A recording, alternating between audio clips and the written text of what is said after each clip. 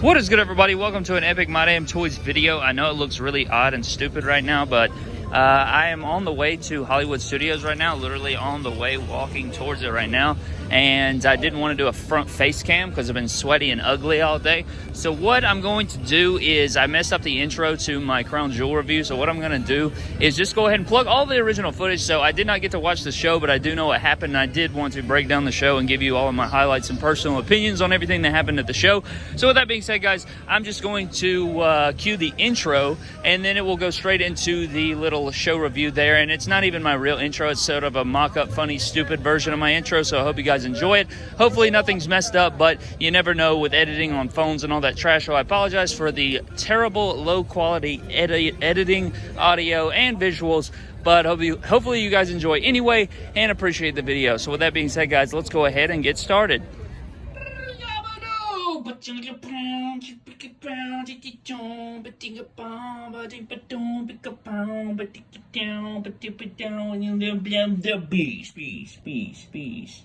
Yeah.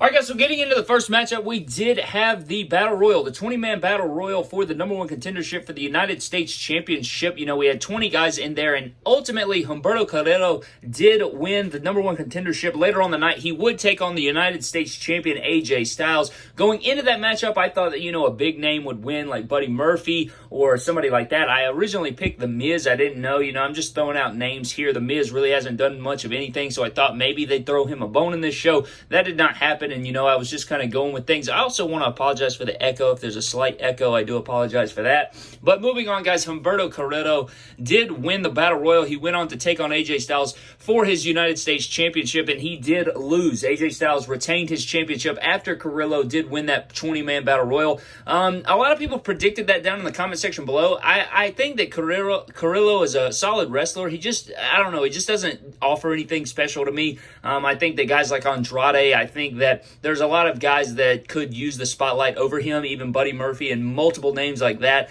However, it was cool to see him get an opportunity here versus AJ Styles, and AJ Styles does ultimately win, retaining his U.S. title, which I think is the right move, but we knocked out 2-1 here with the Battle Royal and the United States Championship match. Next up, guys, we had our WWE Championship match between Brock Lesnar and Cain Velasquez. You know, a lot of hype surrounding this matchup. I, for one, didn't really care for it. You know, I'm not big on Cain Velasquez. I know he really wanted to become a wrestler. I know he came over from UFC. They have ties back to 2010 when Cain Velasquez defeated Brock. Really cool storyline that involves real life, which I do enjoy. I can get behind that. But I just did not care for Cain Velasquez showing up on Fox. You know, it wasn't a big deal to me. I don't like how guys can just open up the door and come immediately in. I was the same way with Ronda Rousey, but she earned her way. She made me a real believer once she got in the ring, and she was doing some things that I was very impressed with, and she ultimately became one of my favorite things about women's wrestling in the year of 2018 and the beginning of this year. So I was a big fan of Ronda Rousey after watching her, and maybe the same thing could happen with Cain, but that is not what was going to happen out of this matchup because it ended very quickly. You know, Brock Lesnar does win via submission here, you stupid jackass, but he does win the championship here, and you know, Rey Mysterio was involved. He called out Brock after the matchup, and I think that the reason this was so quick and, you know, Brock does win here is because Cain Velasquez is dealing with a knee injury, which makes sense. You know, if you're going up against Brock, it's one thing to fight Brock anyways, but to come in there with an injury and think you're going to do anything, you know, it's kind of, you know, it's realistic, and I know a lot of people were upset about the result, but I don't really care. I'm just kind of glad that Brock is still champion. And, you know, it did waste a lot of our time with, you know, TV time and things of that nature, wrapping up Rey and wrapping up Cain Velasquez and stuff. But I'm glad that this is over. Maybe he can go heal himself up. Maybe he can come back stronger later. But for now, Brock is still your WWE champion, which I am okay with. Next up, guys, we have the big old tag team turmoil match to determine the best tag team in the world for that Tag Team World Cup or whatever it is. I was very shocked that Shane McMahon did not come out and insert himself into the tag team turmoil match, declaring himself the best tag team in the world. But anyways, guys, moving into this, we did have a bunch of teams in this. I just have 4 represented. Couldn't fit them all on screen. Didn't bring them with me to Disney, so I wasn't going to do that here. I have the Revival, Bobby Roode, and Dolph Ziggler. The OC and New Day. Obviously, the Viking Raiders do not have figures just yet. But moving on, guys, Ziggler and Rude defeated the Lucha House Party. Ziggler and Rude defeated Zack Ryder and Kurt Hawkins. Heavy Machinery defeated Ziggler and Rude. New Day defeat Heavy Machinery. New Day defeat B-Team. New Day pin the SmackDown Live Tag Team Champions. And then ultimately, the OC defeat the New Day. And then the OC obviously defeat the Viking Raiders in the finals to become the best tag team or whatever, winning the Tag Team World Cup. So I don't really agree with this. You know, not only do you make your SmackDown Live Tag Team Champions look weaker because they get pinned by the New Day, I guess they did this to set up the New Day versus the Revival moving forward. But not only that, you had the Viking Raiders, who were undefeated coming into this, big, super over, world champions all over the world, coming in, losing to the OC. And while the OC, I do want them to be booked strong, they have not been booked strong since they came onto the main roster in, WWE in 2016, and they have made them look like trash. So this ultimately hurts the Viking Raiders more than it helps the club, I guess. But I guess they needed a reason to give us Tag Team Championship feuds moving forward, so I guess that's why they took pinfalls. But I think the finals of this should have been the Viking Raiders versus the Revival, and then the Viking Raiders ultimately winning, continuing their dominance. Since we're on Saudi Arabian soil, you might as well continue their dominance, continue the undefeated streak until a better team comes along, since they have already ran through all of your tag team division. But what do I know? Anyways, the Viking Raiders do not win, which I thought they should have. The OC do win, and I guess that's a good win for them, but I don't agree with this one. Next up, guys, we had Cesaro taking on Mansoor, and you like my little custom Mansoor? It looks nothing like the man, honestly. But anyways, we're going to ignore that. I don't have my PNG images to pop up here. So Cesaro takes on Mansoor here, and Mansoor does defeat Cesaro via pinfall. We all knew it. We all knew that, WWE called up Cesaro. They're like, hey, Brad, we need you to do the job to Mansoor here. We're going to Saudi Arabia. They always put Mansoor over. It's a, hometown hero story. It's like he wrestles 3 matches a year, and 2 of them are in Saudi Arabia every time they go, and he always looks dominant. So they always book this man to win every single time. I mean, ultimately, he's going to get a championship opportunity one day in Saudi Arabia if they keep this up. But Cesaro does, they tore the house down, apparently. I haven't seen the full match, but I've heard really good things about this matchup. I am going to go back and watch it once I have an opportunity to do so. But Cesaro does take the L here to Mansoor, and it's pretty cool. I mean, I don't like that Cesaro loses, obviously. I don't agree with that, but it is cool to give the man a little spotlight here in the hometown and to have him shine. And, it's funny because Mansoor goes to his hometown and he wins, but anybody else goes to their hometown, ultimate loss coming your way. We've seen it many times in the past with multiple superstars, including Bayley. That's for one that we always see is Bayley losing in her hometown, but it is pretty cool to see him win here, even though I think Cesaro deserves a lot better, but it is good that they put on a good match. Next up, guys, we had the match between Braun Strowman and Tyson Fury. Coming into this matchup, wasn't very excited for it, but apparently Tyson Fury defeats Braun Strowman by count out, and I guess this is a way to make them both look kind of strong I really don't know what to say, but Tyson Fury does win by count out. And I didn't get to see any highlights from this, but I guess I heard the pretty much the narrative was that Tyson Fury didn't look as bad as he did on Monday Night Raw, throwing the fake punches and stuff of that nature. I wasn't a big fan of it, so I'm not I'm not here to judge on that. I am probably going to go back and check it out just to see how he did, because I do like Tyson Fury outside of WWE. I don't want him in my wrestling, but I think he is an excellent in-ring talent in boxing. But Braun Strowman, this is his perfect, position for this man. I don't want to see him doing anything else, so I guess this works. I'm just not interested in it, so that's that. But that's what happened at the show. Tyson Fury defeats Braun Strowman via count out. Alright guys, so I do not have my Natalya and Lacey Evans figures because I did not know this match was taking place until after I left.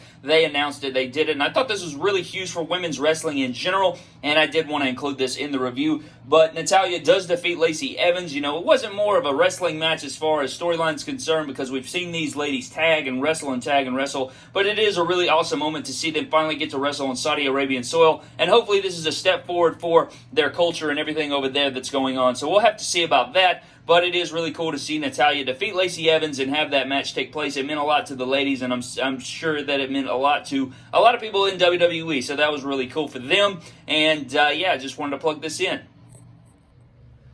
Next up, guys, we did have our Team Hogan versus Team Flair. Team Hogan consisting of Roman Reigns, Rusev, Ricochet, Ali, and Shorty G. Hate that name, but Chad Gable. We have Team Flair, which featured Randy Orton, Drew McIntyre, Trash Corbin, Bobby Lashley, Shinsuke Nakamura, the Intercontinental Champion. And I actually wanted to watch this match. You know, we have Survivor Series coming up, and this was one fall, I do believe. No eliminations or anything like that. Or if they did do eliminations, I didn't know about it. I know they were thinking about changing that, but all I know is that Roman Reigns kicked out of the RKO. Everybody thought it was over. Roman Reigns ends up hitting the spear on Randy Orton, and then they win the match 1-2-3, and that was obvious. I did pick Team Hogan to win because it is Team Hogan. You know, he's very over there, obviously. And then we had, you know, it's the faces. The baby faces in this live event atmosphere are going to go over, and that is what took place here. But, you know, I wasn't expecting anything over the top. You know, maybe we'll get some feuds stemming from this. I didn't get to see the matchup. I don't know really anything that took place with it, but I do know that Team Hogan won. And, I mean, it really doesn't matter. You know, it's not a big thing. This was just for brownie points between Hulk Hogan and Team Flair, sort of a little rivalry right there. So nothing too important going on right here, but it is pretty cool to see how these guys mix it up. You know, it's a really big live event matchup. That's basically all this is. But, yeah, Team Hogan gets the win. I hear some good things about this match, so I'll have to maybe go back and watch. I do want to go back and watch everything about this show so that I can check out exactly what happened. But Team Hogan is your winner here over Team Flair, and we are going on to our main event.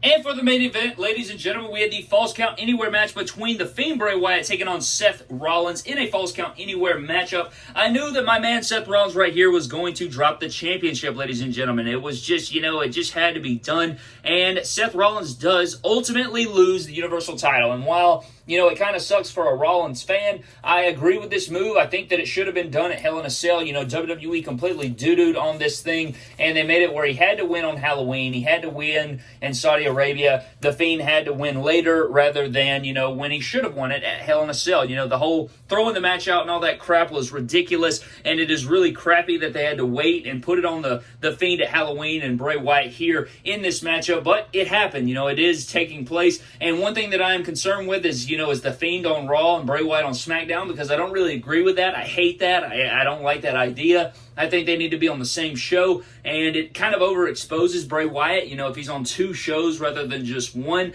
and I'm sure that Fox isn't going to split Bray Wyatt and The Fiend up. Same thing with USA Network and Monday Night Raw. I'm not sure exactly what they're doing with this, but Seth Rollins does lose the Universal Championship. I have not watched the matchup, but I do know what took place, and it was a Falls Count Anywhere match, and I don't know exactly what happened, but I think it was a lot better than their Hell in a Cell match. Obviously, not with the screwy finish and all that bullcrap. The Fiend is your new Universal Champion, and it is really cool to see. You know, it's really cool to see Bray Wyatt become a WWE and Universal Champion in his career. Hopefully, the Universal Championship reign lasts a lot better and a lot longer than the WWE Championship reign he had in 2017 when he went into WrestleMania and lost ultimately to a terrible babyface Randy Orton in a terrible match with projection screens on the ring that cost millions of dollars for no reason. So hopefully, this is going to lead to some better things, but Seth Rollins' pretty much just boring and just formulaic Universal Championship reign is coming to an end. And Bray Wyatt, we go out on the adventure of Bray Wyatt. I'm sure we'll have a rematch between these two. Maybe not. We'll just have to see what goes with the belt. Are we going to get a blue championship and Brock Lesnar is going to move over to Raw? That's also a thing that could happen. Maybe we have a trade. I don't know what the hell's going on. They're both on the same brand, though, right? I don't know. I don't know what they're going to do with it, but that is going to do it for your WWE Crown Jewel review, guys. Again, I apologize. I couldn't give more details about the show and everything, but the biggest thing is that Bray Wyatt is your new Universal Champion. We all kind of figured it would happen, but would WWE pull the trigger? They do pull the trigger, and it is on Halloween night, but I hope you guys did enjoy the video. I apologize again for the terrible lighting, the terrible setup, the probably terrible editing and audio, but that pretty much does it for this video. Thank you guys so very much for watching. Subscribe to the channel for more epic WWE figure videos. Follow me on Instagram and Twitter at MyDamnToys, and I will see you guys in the next video. Thank you. Oh, Bray Wyatt laid out on the toilet paper stack, Brad. Oh my God, look at Seth Rollins. He's coming off the balcony. Seth Rollins coming off the balcony with a frog splash, and he lands onto the Fiend. Yeah, I had to do some cool spot for the thumbnail. You also should have put Buzz Lightyear in there. I picked up these bomb Buzz Lightyears.